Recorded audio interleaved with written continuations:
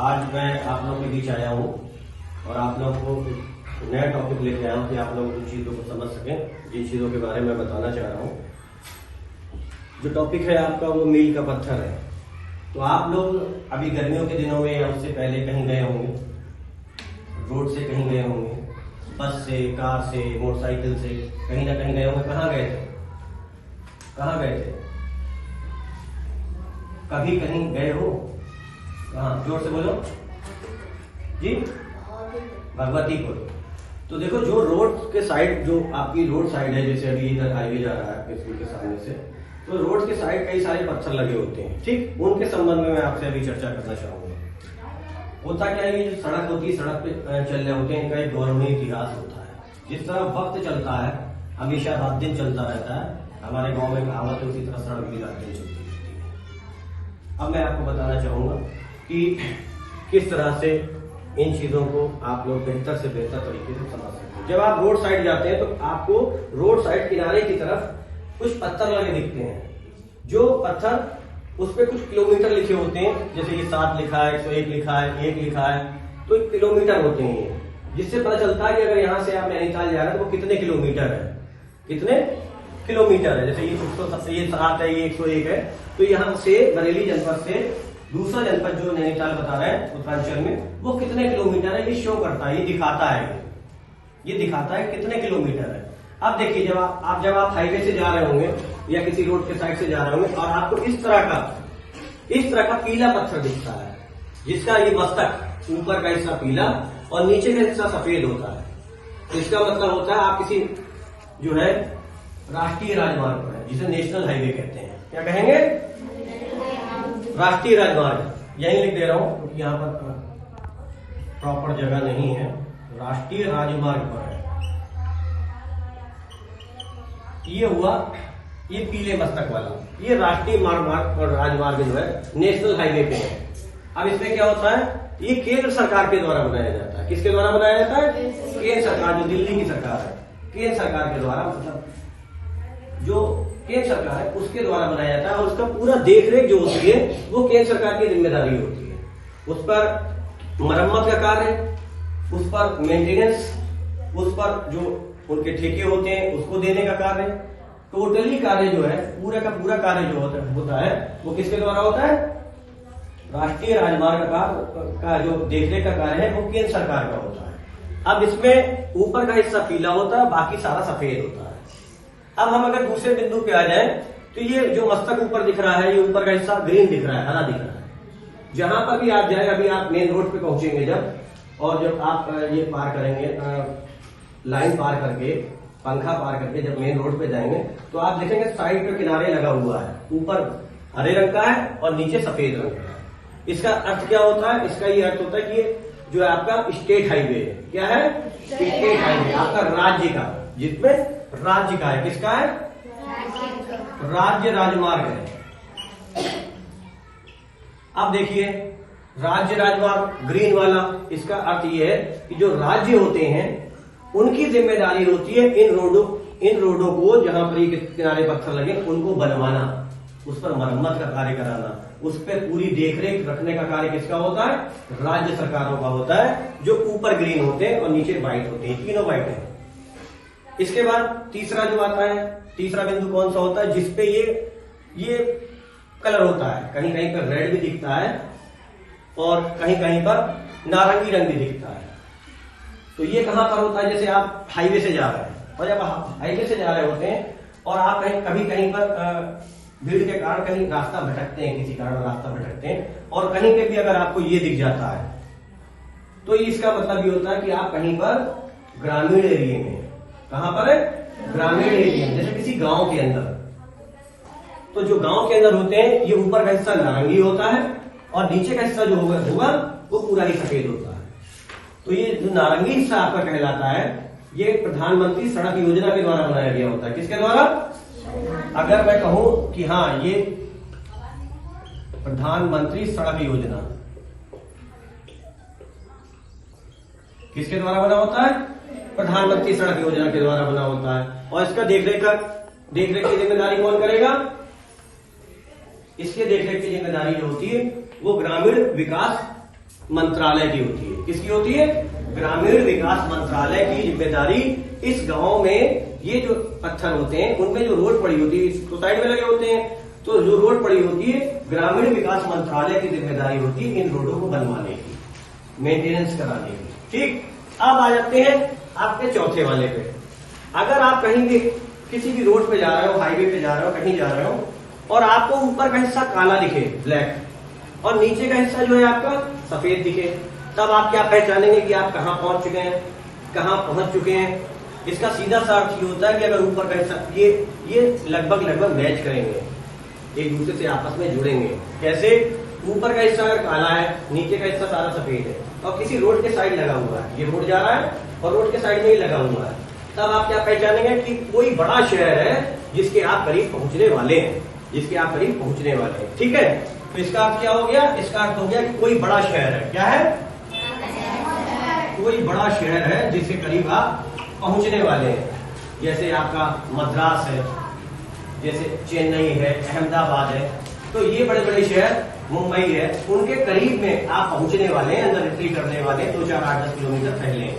ठीक, तो ये इंगित करता है ऊपर का हिस्सा काला होगा तो बाकी हिस्सा सफेद होगा। अब अगर इसी तरह हम इस नीले की बात करें तो नीला भी यही कंसेप्ट देता है, यही चीज बताता है कि आप किसी बड़े शहर के करीब पहुंचने वाले हैं जहां पर किनारे की तरफ रोड साइड हाईवे पे ये निशान आपको, इस निशान के पत्थर आपको मिलते हैं।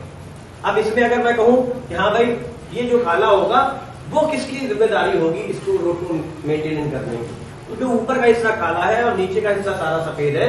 इसका अर्थ सीधा सीधा ये है कि ये जिले की जिम्मेदारी होगी। किसकी जिम्मेदारी होगी? जिले की जिम्मेदारी होगी। और जिले में किसकी जिम्मेदारी होगी? जो नगरीय निकाय होता है, नगरीय निकाय जो होगा उसकी जिम्मेदारी होगी। अगर मैं यहां लिख दे रहा हूं नगरीय निकाय, उसकी जिम्मेदारी होगी कि ये जो काले वाले पत्थर हैं उन रोडों को मेंटेनेंस रखने की, मरम्मत कराने की, एक ही शब्द है दोनों, और उसके बाद उस पर किसी भी तरह की टूट फूट हो उसको भी दुरुस्त कराने की जिम्मेदारी नगरीय निकाय की होती है, ये काले वाले पत्थर पे।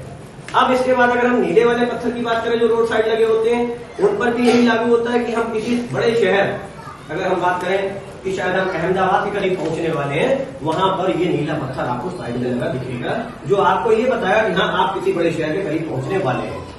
इसकी भी जिम्मेदारी किसकी होगी? वो भी नगरीय निकाय या जिले की जिम्मेदारी होगी। जो जिला प्रशासन होता है उसकी जिम्मेदारी होगी कि उन रोडों को किस तरह से सही कराता है। इसके बाद आगे अब आप बात करिए व्हाइट पत्थर। बहुत जगह आपको व्हाइट पत्थर भी लगा दिखेगा, व्हाइट पत्थर बहुत जगह आपको लगा दिखेगा। उसमें क्या होगा? ऊपर का हिस्सा व्हाइट होगा और नीचे का भी व्हाइट होगा, नीचे का भी व्हाइट होगा, सफेद होगा। ऐसी स्थिति में क्या होगा कि इसका भी अर्थ यही होता है कि आप किसी बहुत बड़े शहर के करीब पहुंचने वाले हैं, कुछ डिफरेंस मतलब कुछ डिस्टेंस की दूरी पर है, वो ये बताता है। लेकिन इसकी जिम्मेदारी किसकी होगी?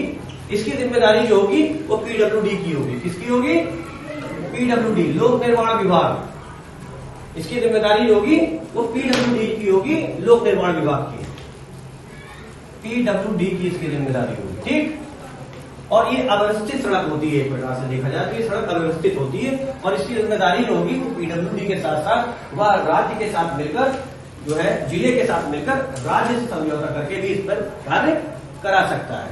ठीक है, वो जीरो यहां पर जैसे जीरो लिखा है वो जीरो कंसेप्ट को बताता है। अब कैसे बताता है? अब आप सुनो, जहां पर आपको जीरो लिखा दिखाई दे और ऊपर का मस्तक, ऊपर का हिस्सा पीला हो और नीचे का हिस्सा सफेद हो, आप समझ जाना कि यह वह पत्थर है जहां से शुरुआत होती है, जहां से शुरुआत होगी यहां से दूसरी जगह की दूरी नापी जाएगी, सेंटर पॉइंट होता है। इसे हम कहेंगे केंद्र बिंदु। क्या कहेंगे? जोर से बोलो, क्या कहेंगे? केंद्र बिंदु है। अब कैसे केंद्र बिंदु है मैं आपको बताने का प्रयास करता हूं। देखिए, बहुत पहले जो अगर मैं 16वीं शताब्दी की बात करूं तो 16वीं शताब्दी में भी शेरशाह सूरी जी रहे, उन्होंने सबसे पहले प्रयास किया कि जो रोड है, रोड के साइड का दूरी का मापन करा दिया जाए। 16वीं शताब्दी की बात। इसके बाद उन्होंने मापन ऐसे कराया कि जो आपके रोड साइड के एरिए थे वहां पर उन्होंने मापन कराने के बाद में यमुना पड़ती थी और यमुना से जलमार्ग शुरू हो जाया करता था। इसका कहने का अर्थ ये है कि जब हिंदुस्तान आजाद नहीं था, वहां से ये कहानी शुरू होती है, ये वार्ता शुरू होती है, चीज शुरू होती है जब अपना देश आजाद भी नहीं हुआ था। स्वतंत्रता के पश्चात कुछ समय तक चलती रही, उसके बाद सब कुछ स्थायी हो गया। जो दिल्ली है, जो अपने देश की राजधानी है, वहां की अगर मैं बात करूं कि अगर मैं दिल्ली से दूरी नापना चाहूं लखनऊ की, तो वो करीब नियर अबाउट 250 किलोमीटर बैठेगी, 250 किलोमीटर बैठेगी या 255 किलोमीटर बैठेगी। तो दिल्ली में कहां से नापा जाएगा, कौन सी जगह होगी, और लखनऊ में कहां से नापा जाएगा, कौन सी केंद्र का बिंदु होगा, उस पर बात करते हैं। तो जो दिल्ली में नापा जाएगा, जो पूरे देश की राजधानी है, तो जो एक राजघाट है, जो महात्मा गांधी जी का समाधि स्थल है, वो है 0 पॉइंट पूरे उत्तर प्रदेश का, पूरे देश का राजघाट। कौन सी जगह है वो? राजघाट है, राजघाट। राजघाट वह जगह है जहां से वर्तमान समय में भी पूरे देश के लिए केंद्र बिंदु मानकर नापे जाते हैं। तो वहां जो दिल्ली में नापा जाएगा वो राजघाट से नापेगा, और लखनऊ में नापा जाएगा वो मैं अभी 2 मिनट बाद बताऊं कि लखनऊ में कहां से नापा जाएगा। ठीक। अब स्वतंत्रता के पश्चात जब देश आजाद, मतलब स्वतंत्र भारत अगर मैं कहूं, तो वहां पर पहले भी ये प्रथाएं रही। जैसे दिल्ली में क्या रहा, मुगलों का भी शासन रहा, तो उनका भी मनपसंद दिल्ली था। उसी तरह इन लोगों के चीजें चलने के साथ अंग्रेज जब वापस आ गए, मतलब अंग्रेज आ गए भारत में, उनका भी मनपसंदीदा जो जगह थी, जो राजधानी थी, वो दिल्ली ही थी। उसके बाद उन्होंने क्या किया कि कुछ दूरी नापने के लिए कुछ प्लेस तय करे। एक प्लेस था उसमें नागपुर उनका पसंदीदा क्षेत्र भी था। वहां पर उन्होंने 0 माइल की स्थापना जरूर करी, लेकिन उसमें उन्होंने क्या किया कि 4 जो थे वो घोड़े उसके प्रतीक चिन्ह के रूप में रखे, और बराबर में एक स्तंभ बना दिया बलुई मिट्टी का लंबा सा स्तंभ था, वो बनाया गया था 0 माइल स्टोन करके। ठीक, वो स्थान था। अब ये कहाँ हुआ, ये अहमदाबाद में भी यही किया गया स्मारक के रूप में। दूसरी बात, अहमदाबाद के साथ साथ कहाँ ले गए, उसे पटना भी ले गए। लेकिन हर जगह तो माइल स्टोन है, लेकिन हर जगह तो स्मारक नहीं है। अब हम लोग के सामने बात आती है कि हाँ भाई, हमारे अगर हम अब बात करें जिलों की, तो जिले में माइल स्टोन कहां से नापेंगे? देश में तो हमने कह दिया कि हाँ भाई राजघाट से नापेंगे, लेकिन जिले की दूरी अगर यहां से नैनीताल की दूरी हमें नापनी होगी तो कहां से नापेंगे?